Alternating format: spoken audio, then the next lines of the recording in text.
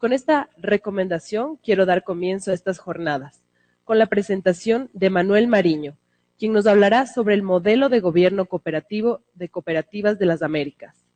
Manuel es contador público nacional de la Universidad de Buenos Aires y economista de empresas de la Universidad de Uppsala en Suecia. Actualmente ocupa el cargo de director regional de Cooperativa de las Américas. Recibámoslo, por favor, con un fuerte aplauso.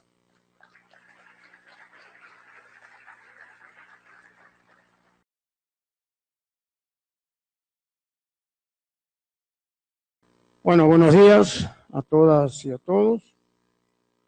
En nombre del Consejo de Administración de Cooperativas de las Américas, de su presidente y en el mío personal, pues agradecer a la Superintendencia de Economía Popular y Solidaria de habernos invitado a participar en estas terceras jornadas que organiza la Superintendencia.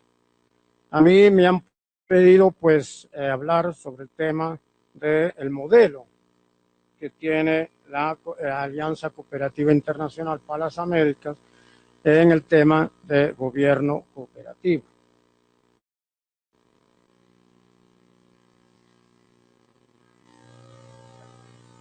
Bueno, en primer lugar, yo me voy a referir, digamos, bastante rápido al tema de lo que es gobernabilidad, cómo nosotros lo vemos, pero principalmente quiero enfocar la presentación en el tema del modelo que nosotros hemos venido desarrollando y que hemos estado también colaborando con la DGRB para adaptar ese modelo a la realidad de Ecuador. La gobernabilidad es elemental, ¿verdad?, para el éxito de cualquier organización. Durante los últimos años se reconoce que han existido y existen grandes problemas de gobernabilidad en gobiernos, empresas privadas, organizaciones sociales y políticas, entre otros, los cuales se reflejan en un bajo nivel de eficiencia y eficacia en el logro de los objetivos organizacionales o de los estados en los casos de los gobiernos de los países. Y nuestra región es un ejemplo de eso.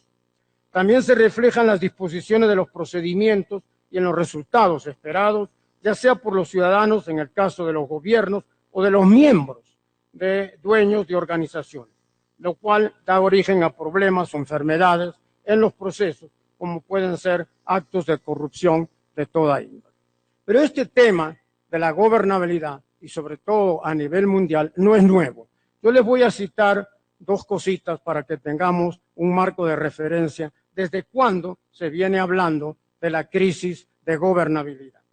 En el año 2004, es decir, hace 10 años, el informe por una globalización justa, crear oportunidades para todos, elaborado por la Comisión Mundial sobre la Dimensión Social de la Globalización, que era, digamos, promovido por la Organización Internacional del Trabajo, por la OIT, llamaba a replantear con urgencia las políticas e instituciones de gobernabilidad global.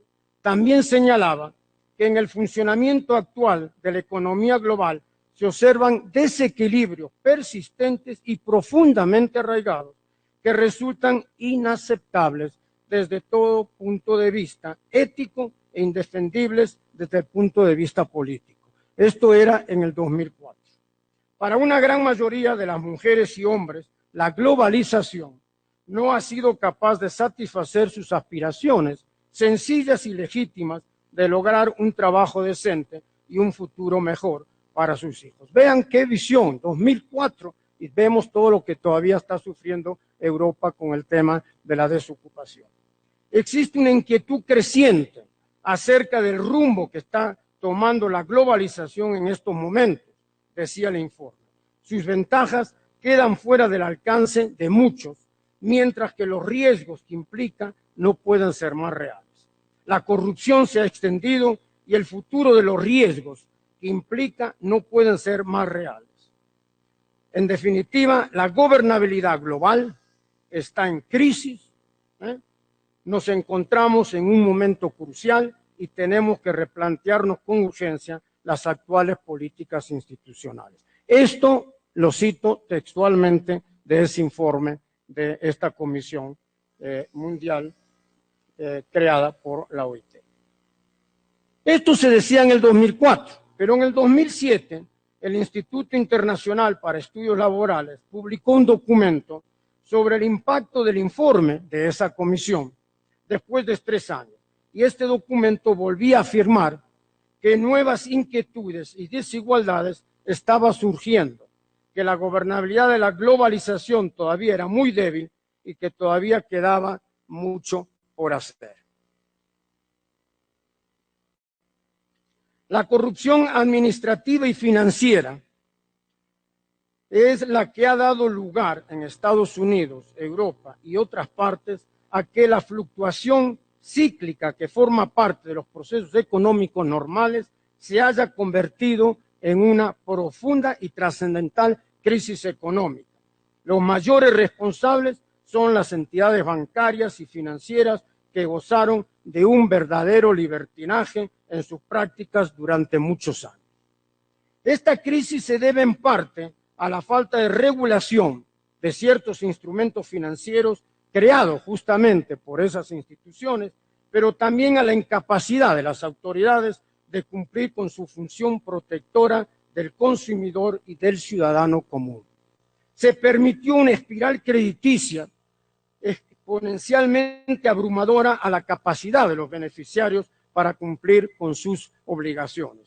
Recuerden todo el tema de la vivienda, ¿verdad? Todo la burbuja de la vivienda en varios países. Pero sobre todo se debe a que para fomentar un volumen de operaciones, vean ustedes, que justificara los absurdos salarios y bonificaciones de quienes organizaban esas piñatas de créditos riesgosos y turbios instrumentos derivativos, se desecharon las normas bancarias de responsabilidad que se suponía protegían a los intereses de los ahorristas e inversionistas. Es decir, es una crisis ocasionada por la avaricia, la especulación desenfrenada, el endeudamiento irresponsable y la pretensión absurda de obtener ganancias sin producir nada ni hacer esfuerzo alguno. Quienes condujeron esas empresas a la bancarrota, estafaron o crearon esquemas insostenibles, quienes se lucraron irresponsablemente con capitales ajenos, deberían responder por sus excesos y sus errores para que el consumidor recuperara confianza que otorga la libertad en un ambiente de orden y de respeto por el derecho ajeno. Lamentablemente, y la experiencia nos muestra que eso no ha sucedido. Es decir, después de la crisis 2008-2009, se creía que algo iba a cambiar, que algo se iban a modificar. Y lamentablemente seguimos en la misma situación. Las cooperativas no escapan a esta situación, ¿verdad? A pesar de que valores como la responsabilidad, como la ética, como la transparencia, como la honestidad, son valores, son algunos de los 10 valores fundamentales del cooperativismo. Vemos que muchas de las organizaciones cooperativas han caído justamente en esos temas de ingobernabilidad, de especulación y de corrupción. Y es por eso entonces que la Alianza Cooperativa Internacional, Cooperativas de las Américas, ha considerado conveniente elaborar algunos lineamientos sobre este tema de gobernabilidad, ética y liderazgo, pero acorde justamente a los principios y a los valores que rigen, digamos, a las cooperativas y que lamentablemente en muchos casos se han dejado de lado.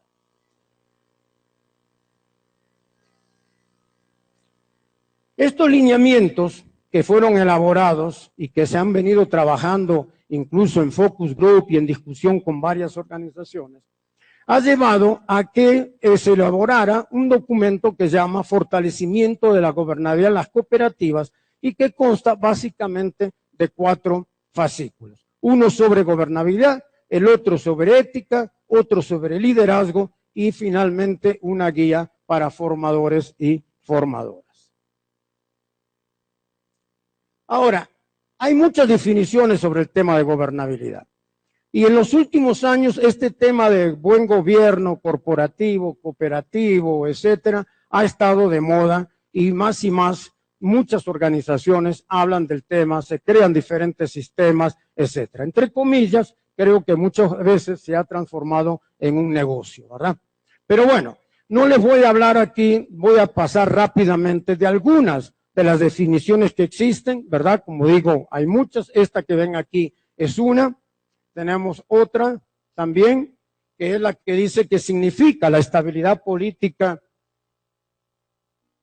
que significa que es la estabilidad política, institucional y eficacia decisoria y administrativa. Y esto creo que esta simple definición cortita es fundamental, porque justamente uno de los problemas que hemos tenido y que ha llevado a la inestabilidad de muchas cooperativas es esa falta de gobernabilidad, esa falta de relación entre los diferentes órganos que rigen las cooperativas. Hace referencia a la continuidad de las normas y de las instituciones, esa es otra definición, ¿verdad? Es la capacidad de adaptación permanente entre la norma y el acto, entre la regulación y los resultados. En fin, como le digo, hay bastante, estas son solo algunas que yo elegí, pero hay muchas otras más. Ahora, ¿qué es? Nosotros consideramos que para que justamente la gobernabilidad sea viable, debe cumplir con 3 requisitos fundamentales que los mencionamos aquí. Ser eficaz, ser legítima, ajustarse al Estado de Derecho. Es un sistema de gobernabilidad que se refiere al conjunto de valores y principios, políticas, reglas y órganos dedicados a satisfacer los intereses, ¿verdad?, de los diferentes stakeholders o de los diferentes actores que están vinculados a la organización cooperativa. Y ahí se mencionan asociados y asociadas, clientes, directivos, etcétera, etcétera. Entonces, como decía, las cooperativas no han escapado a ese ambiente, digamos, general que se fue desarrollando en los últimos años, pero evidentemente que se diferencian las cooperativas, como todos sabemos, de las empresas tradicionales, principalmente porque se crean para satisfacer las necesidades de sus asociados y asociadas. Y aquí yo quiero señalar algo importante. Lamentablemente, y a veces sorprende que de nosotros desde la organización que integra a todo el movimiento cooperativo seamos críticos. Pero tenemos que ser críticos y autocríticos con las cosas que no están funcionando, porque si no, no avanzamos. Y es decir, muchas organizaciones se han querido crecer y crecer solo con el objetivo de crecer. Se han desarrollado productos, por ejemplo, en el tema de las cooperativas de ahorro y crédito o en otras, que realmente han sido desarrollados solo para poder competir con otras organizaciones financieras, no para satisfacer los intereses de los asociados y asociadas. Y tenemos que tener claro que la cooperativa ha sido creada para satisfacer las necesidades de sus asociados y para mejorar el nivel de vida de sus asociados. Si no consigue hacer esto, no hay razón de existencia de esa organización empresarial. Entonces creamos otro tipo de organización. Pero si no podemos satisfacer sus necesidades, ¿verdad? Y si no podemos ver lo que los asociados, ver las inquietudes de ellos, realmente no estamos teniendo una cooperativa, estamos teniendo cualquier otro tipo de organización. Y eso creo que es. Y lamentablemente muchas cooperativas se han tenido como objeto el crecer por crecer, ¿verdad? Y se han olvidado de sus asociados. Entonces, un régimen de buen gobierno en las cooperativas deberá contribuir a que la utilización de los recursos no solo se realice de manera eficaz, sino que también se utilice para satisfacer esas necesidades y para generar confianza en la transparencia de las actividades, de las operaciones de la organización cooperativa. El tema de la confianza es fundamental. Si nuestros asociados o asociadas no tienen confianza en nuestra organización, si no se identifican con ella, si no vemos el vínculo de la identidad cooperativa como fundamental, si nuestros asociados ven nuestra cooperativa como cualquier otra empresa, como ha sucedido y sucede en muchos países de Europa, realmente hemos perdido aquello que es fundamental, la identidad cooperativa. Y eso sucede, todos ustedes lo saben. Entonces, eso se garantiza de manera plena que los directivos sean responsables de su accionar ante los asociados y asociadas. Y uno de los 10 valores cooperativos justamente es la responsabilidad social y su compromiso con la comunidad. El buen gobierno, entonces, las cooperativas es el resultado de 3 fuerzas que se equilibran en actuación de manera armoniosa, que todas ustedes lo conocen, que son la Asamblea General, el Consejo de Administración y Junta de Vigilancia y la Gerencia General. Eso así suena bonito, ¿verdad? Que esos 3 estén, es decir, trabajen en forma armoniosa. Pero lamentablemente eso no sucede en muchos de los casos. Hay conflictos serios entre el Consejo de Administración y la Junta de Vigilancia. Hay conflictos serios entre el Consejo de Administración y la gerencia. Ya saben todos, en muchos casos, el gerente es el dueño de la cooperativa, ¿verdad? Es el que decide, el que hace, etcétera, etcétera. Y en otros casos está pintado en la pared el Consejo de Administración, el presidente o quien sea, se convierte en un presidente ejecutivo, quien permanentemente está en la cooperativa, le puedo dar montones de casos, y el gerente prácticamente está ahí, como digo, pintado. Entonces, ¿cómo armonizar esos 3, digamos, elementos que están aquí? Es fundamental. Y no es fácil, ¿verdad? Porque existen siempre las agendas personales, los intereses personales, etcétera. Por eso tienen que estar bien reglamentados, ¿verdad? En un código de buen gobierno, cuáles son las funciones de cada uno de estos organismos. Por ejemplo, hay muchos, y esto a lo mejor es una apreciación personal, pero en juntas de consejo de administración en los cuales participan permanentemente los miembros de la Junta de Vigilancia. Y uno se puede cuestionar si eso es correcto o no, porque al participar permanentemente en la reunión del consejo, son copartícipes de esas decisiones que toma el consejo, cuando esa no es su función. Entonces, como digo, no es fácil establecer límites de autoridad y responsabilidad precisos en cada una de esas esferas o fuerzas, razón por la cual es necesario entonces definir las funciones para lograr que los integrantes de cada órgano y los funcionarios ejecutivos comprendan y asuman esos roles, ¿verdad? Lo que acaba de decir. Bueno, los lineamientos para la gobernabilidad cooperativa. Aquí hay una serie de criterios que los vamos a ver ahora, que son prudencia, ¿verdad? No voy a entrar a detallar en cada uno rápidamente, es decir, actuar con pleno conocimiento de las materias sometidas a su consideración, la prudencia es fundamental, evitar acciones que pudieran poner en riesgo la finalidad y el objetivo de la cooperativa, la justicia, tener siempre una disposición justa y equitativa para el cumplimiento de las funciones, la probidad, actuar con rectitud y honradez, procurando satisfacer el interés general sin obtener provecho personal alguno, ¿verdad? Y en eso, bueno, hay principios de ética, hay principios de las relaciones con proveedores, en fin, hay toda una serie de principios que están detallados en nuestro modelo de gobierno cooperativo. La templanza, es decir, desarrollar sus responsabilidades con respeto y sobriedad, responsabilidad, que es uno de los valores que ya mencioné anteriormente, obediencia, cumplir las órdenes que le imparta la asamblea, ¿verdad? Y independencia de criterio, evitar involucrarse en situaciones de actividades de interés incompatibles con sus funciones, ¿verdad? Y abstenerse de toda conducta que pueda afectar la independencia en el criterio de desempeño de sus funciones. Estos son algunos de los lineamientos que nosotros consideramos fundamentales e importantes que figuren en cualquier código de buen gobierno.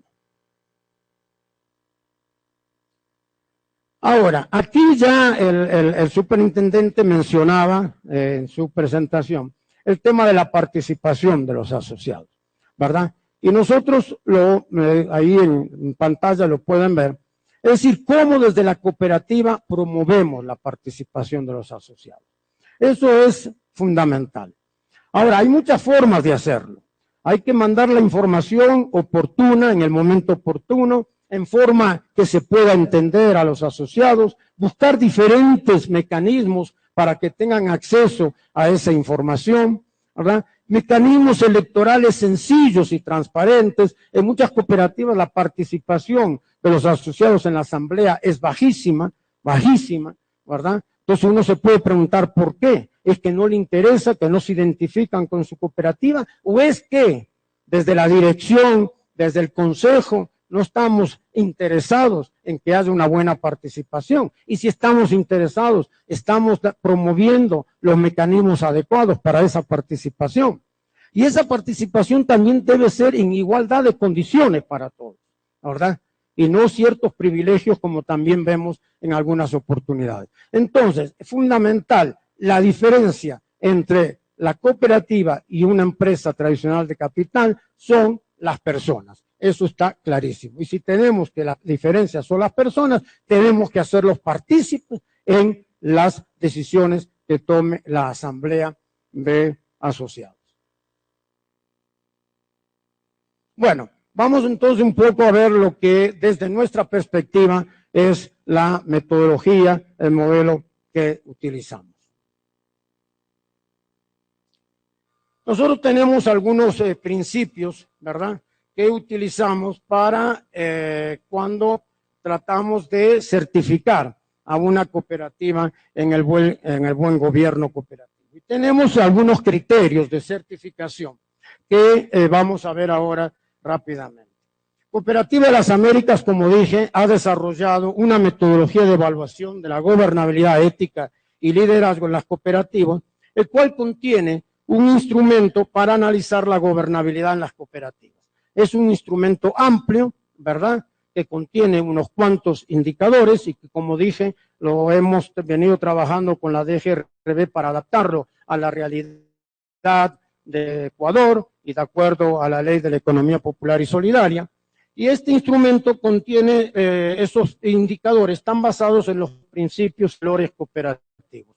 Nos insistimos en eso de los principios y valores cooperativos porque es la esencia nuestra, es lo que nos diferencia, es lo que nos identifica. Pero además de eso, muchos de esos valores, como mencioné al principio, están justamente vinculados al tema de la gobernabilidad y es lo que ha estado fracasando. Y decirle en este contexto que muchas de las grandes empresas están buscando justamente para diferenciarse principios y valores que los diferencien y nosotros los tenemos, están clarísimos en nuestra declaración de Manchester de 1995.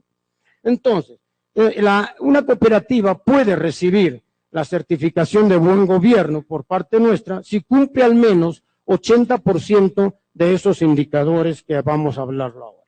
Y el procedimiento es el siguiente. Primero, la cooperativa solicita, Cooperativa de las Américas, por medio de un acuerdo del Consejo de Administración, la evaluación de su gobernabilidad. Y esto es importante que la decisión sea formal, sea una decisión tomada por el Consejo de Administración. Una vez establecida la solicitud, se firma el convenio, donde se establecen las condiciones y costo del proceso desde inicio hasta la posible certificación. Tercero, se coordina la relación de un seminario taller donde participan los integrantes del Consejo de Administración, del Comité de Vigilancia y Comité de Ecuación, así como un grupo de representación del personal que elabora para la cooperativa y otro grupo de delegados en representación de la Asamblea General. Y esto se hace por separado. Y nuestra experiencia señala muchas curiosidades en esto. Cuando se hace el trabajo, por ejemplo, con el Consejo de Administración, tenemos una opinión determinada sobre cómo funciona la cooperativa y sobre el cumplimiento de esos indicadores que vamos a ver ahora algunos de ellos, ¿verdad? Cuando ya vemos con el grupo donde están representados los asociados, la opinión puede ser totalmente diferente, ¿verdad? Y cuando vemos con los funcionarios, otra opinión diferente. Es decir, ¿por qué se da esa diferencia de apreciación de cómo funciona la cooperativa en cuanto a una serie de indicadores? Quizás desde el Consejo de Administración, desde la gerencia, se considera que los medios de comunicación que existen, ¿verdad?, hacia los asociados son los correctos. Sin embargo, los asociados perciben que no reciben esa información adecuada y en el momento oportuno.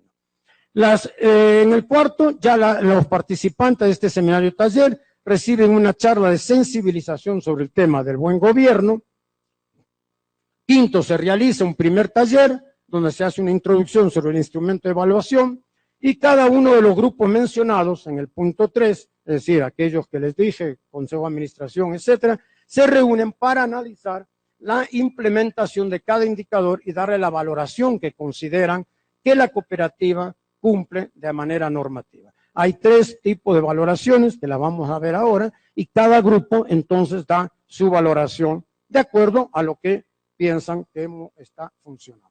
Una vez que los grupos han valorado el 100% de los indicadores contenidos en el instrumento de evaluación, se hace una revisión de los resultados de todos los grupos y se trata entonces de conciliar esos resultados. Y seguidamente, la persona a cargo del proceso, por parte de Cooperativa de las Américas, promueve la dinámica donde se analizan uno a uno cada indicador para dirimir las diferencias de apreciación. Es decir, ¿por qué el Consejo de Administración tiene esta apreciación, por ejemplo, sobre el tema de educación, ¿verdad?, hacia los asociados, y por qué los asociados tienen otro tipo de apreciación, que a veces es completamente diferente. Se obtiene la primera evaluación de los indicadores que se hayan calificado como normativos, es decir, que se cumplen de acuerdo a los documentos, al reglamento, a los estatutos, etcétera. Y también un detalle de los indicadores que hayan sido calificados como no normativos a esa fecha. Y una vez realizado este proceso, entonces la cooperativa designa a 1 o 2 personas para preparar el respaldo documental. Es importante aquí que cuando se hace esta valoración de los diferentes indicadores, no es porque el presidente dice tal cosa o porque el gerente dice tal cosa, o sea, tiene que estar con su respaldado con la respectiva documentación. Y ese es un proceso a veces laborioso, porque a veces la cooperativa sí implementa eso, pero no hay ningún documento que respalde, digamos, lo que ellos dicen. Y ahí es donde nosotros insistimos mucho en que esto tiene que estar debidamente respaldado con los diferentes tipos de documentos, ¿verdad? Ya sean decisiones aprobadas por el Consejo, por la Asamblea, disposiciones emanadas de la gerencia, etcétera, etcétera. Pero tiene que estar respaldado documentalmente. Bueno, al verificar los indicadores que tienen el respectivo respaldo, se elabora un cronograma que contiene los indicadores no normativos, es decir, aquellos que no cumplen con el porcentaje esperado, y se hace un calendario para ver cuándo pueden cumplir con esa normativa, que normalmente se les da 6 o 12 meses para llevarlo adelante. Y cuando cumplen con el 80% de cumplimiento es que se da entonces la certificación. Entonces, y para el segundo año es un proceso de recertificación, ¿verdad? Y ya después es cada 2 años el proceso. Pero esto lo voy a pasar rápidamente porque vamos a ir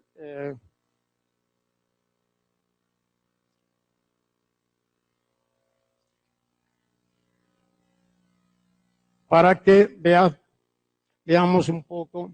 Este es el proceso de recertificación, que no vamos a entrar mucho en detalle, ¿verdad?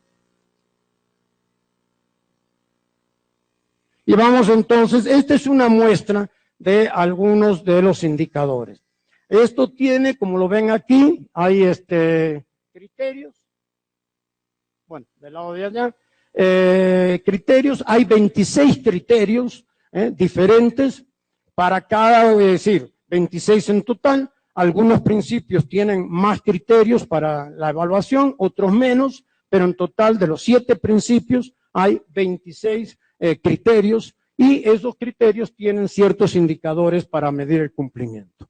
Este es un ejemplo del 5º principio de educación, capacitación e información, ¿verdad? Pero bueno, aquí yo en forma impresa tenemos y tienen 232 indicadores en total de los 7 principios, y se va analizando uno por uno. Como ven aquí, tienen la valoración, es decir, 0%, 50 y 100%, ¿verdad? Si cumplen el 100% con su documentación respaldada, cuando es 0 es porque no hay absolutamente nada, y cuando está en la valoración del 50% es que está en proceso, digamos, de cumplimiento de esos indicadores.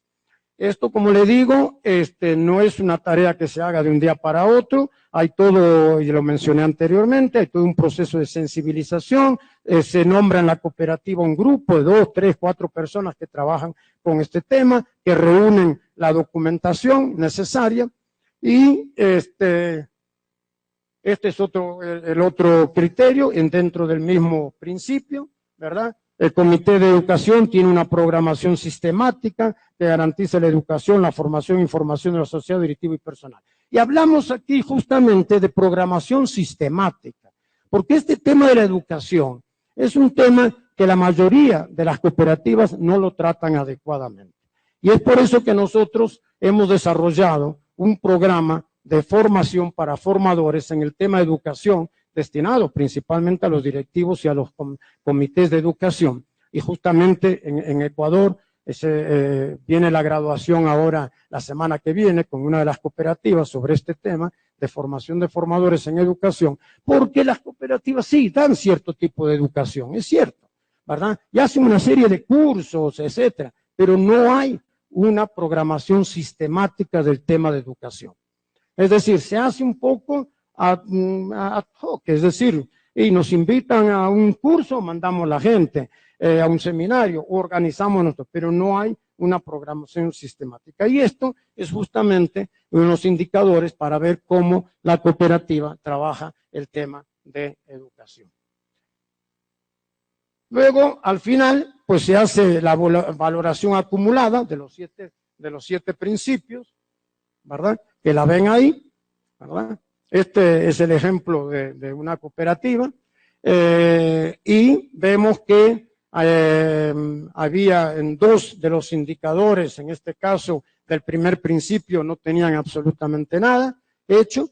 En el caso de en proceso, en mecanismos que estaban en proceso, había 24 en los 7 principios, que representa el 11%, y en el 100% estaban dando cumplimiento a 196 de los indicadores, lo que representa el 80%.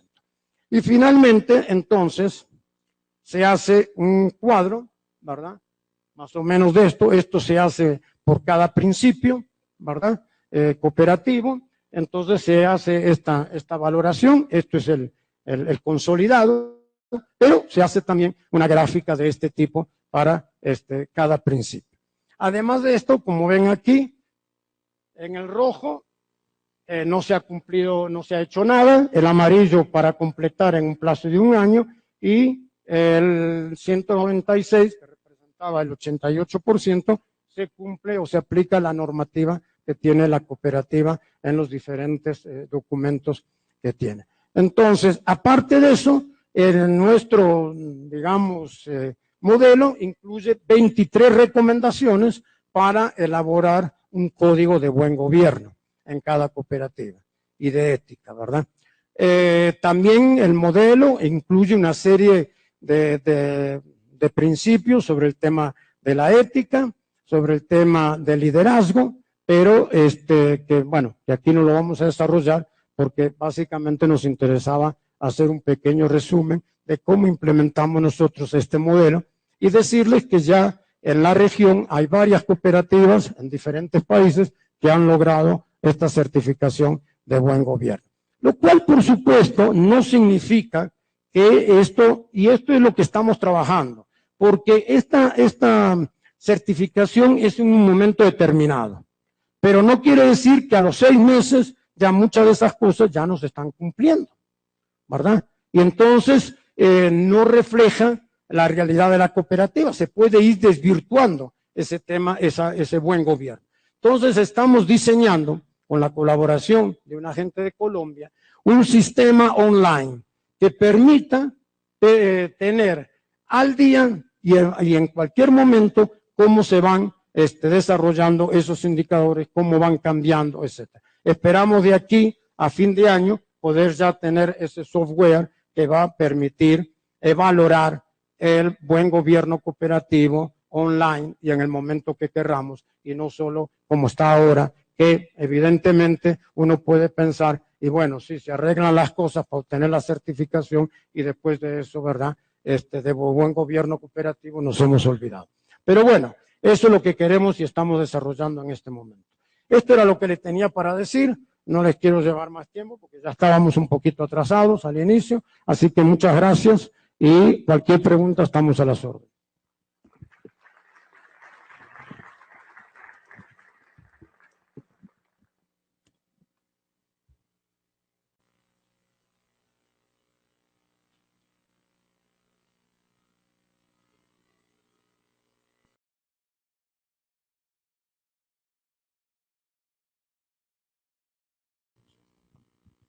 Me dicen, ¿qué pasa si no cumple con el 80% de los requisitos solicitados? ¿Existe algún programa por parte de la Alianza para ayudar a estas organizaciones? Sí, efectivamente, como les dije. Si no llega a ese porcentaje establecido, entonces hay un plazo, normalmente es de 1 año, 6 meses, 1 año, en el cual se le va dando cierto tipo de apoyo, normalmente vía internet, puede ser presencial si así se requiere, para que al final pueda cumplir con ese requisito del 80%. Entonces, la idea, vamos a ver, la idea no es solo obtener la certificación, la idea es que se vayan mejorando los procesos de gobernabilidad. Es decir, no se puede, al igual que les dije antes, que el objetivo de la cooperativa no es en sí mismo, sino es mejorar el nivel de vida de sus asociados. Pues aquí lo mismo. Sí, el objetivo en sí no es tener la certificación, sino es mejorar los mecanismos de buen gobierno y que puedan ser transparentes hacia sus asociados.